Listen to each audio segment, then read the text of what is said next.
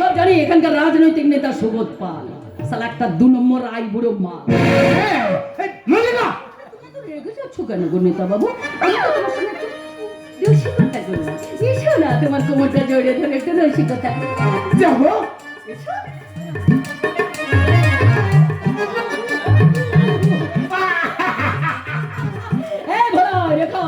দেখ তোদের সুবোধ পাল কিরকম হাসছে, দেখলেন তো সুবোধ বাবু? মাত্র একটা অস্ত্র ছেড়েছি, তাতেই আপনার হাসি থামছে না। এরকম কত অস্ত্র আমার কাছে আছে, তা দেখাবো না?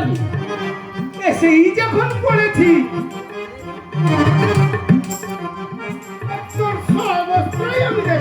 মগরে জোর আছে তো, মাল্লু আছে তো মাল্লু। অথচ শালা তোমরা তো আবার নেতার লোক, শালা পরের ঘরে বন্দুক লেগে ফায়ার করে নাই তোমাদের সভা। কিছু মাল্লু ছাড়ো দেখি। হ্যাঁ টাকা ছাড়াও এক্ষুনি মদ নিয়ে আসছি। এই বেলা নেতার টাকায় মাল খাবি?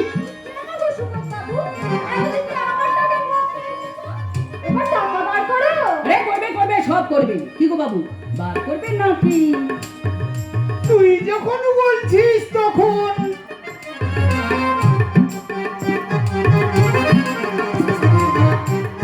না পড়লে বিড়াল গাছে ওঠে না। ভোলা যা মদ নিয়ে আয়, মদ। আজ তোদের এই মল্লিকপুরে প্রথম দিন। শালা শালা বুকের ভিতরটা ভীষণ যন্ত্রণা করছে। অতীতটাকে মনে পড়ে যাচ্ছে। মদ খেয়ে অতীতটাকে ভুলতে পারি।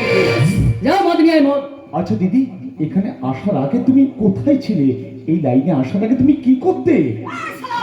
একদম আমার অতীতকে জানতে চাইবি না, তাহলে শালা একদম পেটে পা তুলে দেবে। শালা আমার কোনো অতীত নেই, আছে শুধু বর্তমান, আর সেটা হচ্ছে এই মল্লিকপুরে ময়লাগুলো। যা মদ নিয়ে আয়, মদ। আমার ভুল হয়ে গেছে দিদি, আমার ভুল হয়ে গেছে। আমি এক্ষুনি যাচ্ছি, এক্ষুনি মদ নিয়ে আস।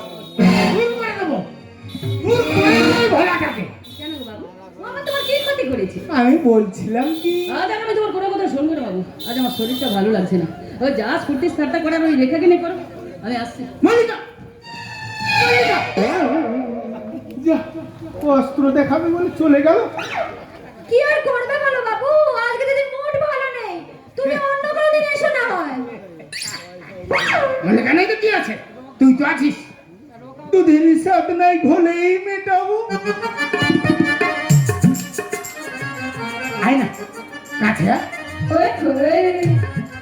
আমি তো তোমাকে বলেছিলাম আমার রেশন কার্ডটা চালু করে দিতে, ওটা যে বন্ধ হয়ে পড়ে আছে। করে দেবো, আমি সব করে দেবো।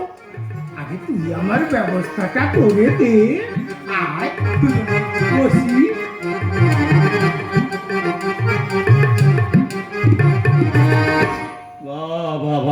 রে ভাই বাহ, চমৎকার। এই হচ্ছে আমাদের সভ্য সমাজের অসভ্য এক রাজনৈতিক নেতা, যিনি একটু আগে প্রকাশ্যে বাজারে দাঁড়িয়ে দেশের উদ্দেশ্যে, জাতির উদ্দেশ্যে বড় বড় ভাষণ দিয়ে এলেন। তিনি আবার একটু বাদে পতিতা পল্লীতে এসে পেটের দায়ে দেহ বিক্রি করা এক পতিতার দেহ বিনে পয়সায় ভোগ করতে চাইছে। মানে ভাই মনে হয় কোমরটা ভেঙে দিল।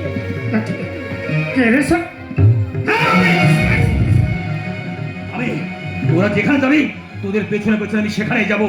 ছায়ার মতো আমি তোদের অনুসরণ করবো, টেনে নেবো তোদের রাতের। আমায় মারছিস কেন?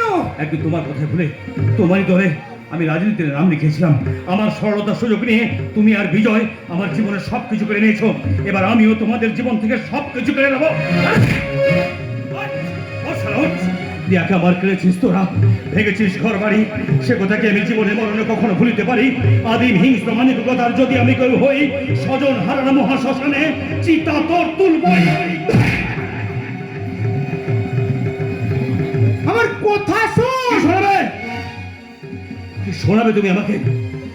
একদিন তোমার কথা শুনে, দেশকে ভালোবেসে, দেশের কথা চিন্তা করে আমি রাজনীতিতে নাম লিখেছিলাম। আমার মতো হাজার হাজার শিক্ষিত যুবকের জীবন নিয়ে তোমরা খেলা করো। মাথা ঠান্ডা কর বিক্রম, এবার থেকে তুই যা বলবি আমি তাই বলবো। তাই নাকি? পারবে, পারবে আমার জীবনের 7-7টা বছর ফিরিয়ে দিতে? পারবে, পারবে আমার গা থেকে খুনি এন্টি সোশ্যালের তকমাটা তুলে দিতে? পারবে আমার জীবনের ভালোবাসা আমার কাছে ফিরিয়ে দিতে? পারবে না সুবোধ পাল? পারবে না? পারবে এই রেখাকে একটা সুস্থ স্বাভাবিক জীবন দিতে? পারবে ওর সংসার, ওর ঘর বেঁধে দিতে? পতিতার আবার সংসার? ও পতিতা ছিল না।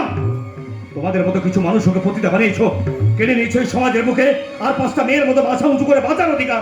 খুব তো মুখে বড় বড় লেকচার ছাড়ছিস, তুই পারবি? হ্যাঁ আমি পারবো, সে ক্ষমতা আমার আছে।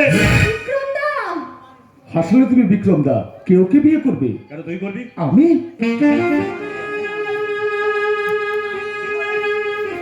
ওকে একটা সুস্থ স্বাভাবিক জীবন দিবি, এই সমাজের বুকে মাথা উঁচু করে বাঁচার অধিকার দিবি, কিরে পারবি না? আমি? হ্যাঁ তুই তুই তুই বিক্রম দা, তুই নাকি ভালোবাসিস, তাহলে কেন পারবি না? সবাই যদি বিয়ে করে সংসারী হয় তাহলে তো ময়লা গলি বন্ধ হয়ে যাবে। তখন তুই রাতে মদ খেতে কোথায় আসবি? হ্যাঁ আসবো, আমি এখানে আসবো। তবে তোমার মতো মদ খেয়ে মেয়ে মানুষদের স্ফূর্তি করার জন্য নয়, আমি আসবো মদ খেয়ে একটু দুঃখটাকে ভোলার জন্য, এদের বিপদের দিনে এদের পাশে থাকার জন্য। তাহলে তুই থাক বিক্রম, আমি যাই।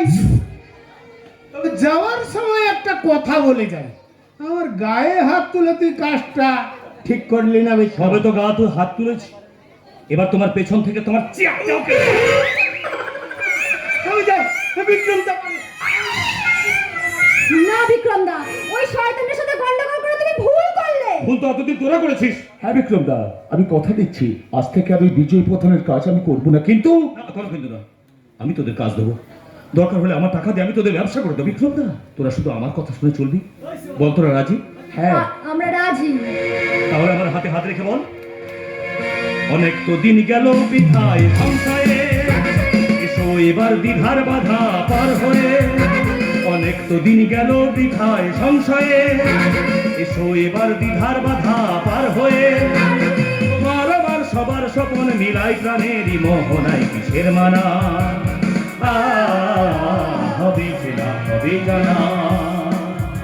পথে এবার নামো সাথী, পথেই হবে এ পাচ্ছে না। পথে এবার নামো সাথী, পথেই হবে এ পাচ্ছে না। পথে এবার নামো সাথী, পথেই হবে এ পাচ্ছে না। জানো বিক্রম দা, তুমি তো দুদিন আসোনি, এই মল্লিকপুরে আমাদের পাড়ায় আরো একজন এসেছে, খুব সুন্দর দেখতে। বলিস কি রে, কে সে? কিন্তু তোদের যে এই ব্যবসা বন্ধ করতে হবে।